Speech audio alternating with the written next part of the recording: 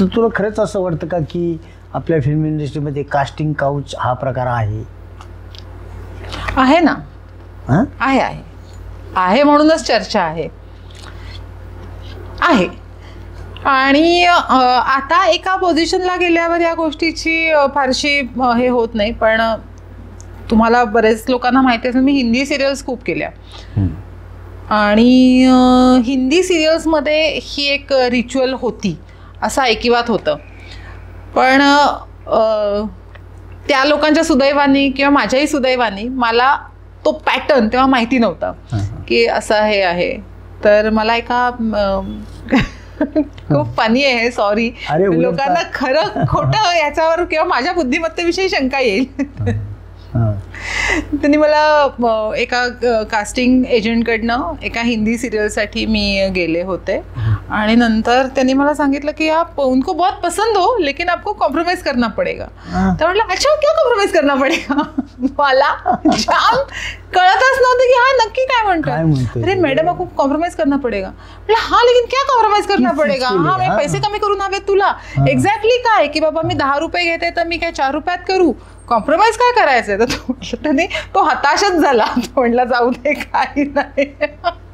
आणि मी खरंच खूप, आणि मी घरी गेल्यावर जे माझे को ऍक्टर्स आणि थोडे सिनियर ऍक्टर्स ज्यांना मी अगदी खूप मानून म्हणलं आज असं हे केलं, म्हटलं मला काही कळलंच नाही. तर सगळे म्हणले अगं मूर्ख मुली ते असं विचारत होते.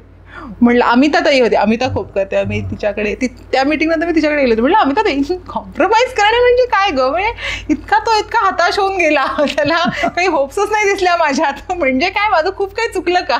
ती म्हणली नाही तुझं सगळं बरोबर होतं, त्याची व्यक्ती निवडायची चुकली होती. पण ठीक आहे, कारण का जर का तुला कळलं असतं तो काय म्हणतोय तर तू त्याला खूप हाणलं मारलं असतंस. मग ते आम्हाला त्याला सोडवायला जास्त कष्ट पडले असते. त्यापेक्षा तुला कळलं नाही तेच चांगलं आहे. म्हटलं वा उत्तम आहे. म्हणजे बोल्ड, ब्युटिफुल आणि बिंदास याचा त्याने गैरअर्थ घेतला. सांगितलं ना की मी 19व्या वर्षी लग्न झालं लक्ष्मण. त्याच्या आधी मी काम करायला लागले होते. साधारण त्या एजमध्ये पुण्यात आपण किती तसे आपण कॉन्झर्वेटिव्ह असतो. जेव्हा आपण पुण्यात शिकतो, पुण्यात मराठी मीडियममध्ये, अत्यंत अभिमान आहे मला त्या गोष्टीचा. पुण्यात मराठी मीडियममध्ये शिकून आपण मुंबईमध्ये जातो. आपल्याला नसतात माहिती या गोष्टी. पण कधी कधी अज्ञानातलं सुख काय असतं ना, हे त्या दिवशी अधोरेखित झालं की हो मला कळलंच नाही की त्याचं म्हणणं काय होतं ते. आणि अमिताताई म्हटली बरं आलं त्याला कळलं नाही तर तू त्याला जे धुतलं असतास त्याच्यानंतर तुला कळलं नाही ते त्याच्या दृष्टीने चांगलं म्हणाली. पण म्हणजे आहे, नाही असं नाही, आहेत या गोष्टी. आणि मला असं वाटतं ना की हे दोन्ही बाजूनी या गोष्टी चुकतायत. कारण का जर का ही वहिवाट पडली असेल तर त्याला कलाकारांनी सुद्धा तेवढं खतपाणी घातले म्हणून पडली आहे. हे मागणारा मागतच असतो, तुम्हाला द्यायचं की नाही ते तुम्ही ठरवायचं असतं. त्यामुळे ही चुकीची, अत्यंत चुकीची पद्धत आहे.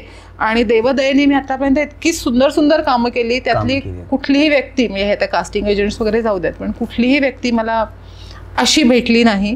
आणि म्हणूनच त्या गोष्टीचा कामावर किंवा ह्याच्यावर परिणाम झाला नाही. अत्यंत चांगली कामं टचवूड आतापर्यंत मी जे काम केलं ते म्हणजे मला स्वतःला करताना आवडलं, पण मी केल्यावर लोकांनाही आवडलं. फोकस क्लिअर होता. अगदीच अगदी बरोबर. आणि अशाच लोकांबरोबर मी कामं केली ज्यांचा फोकस क्लिअर आहे. So I am happy.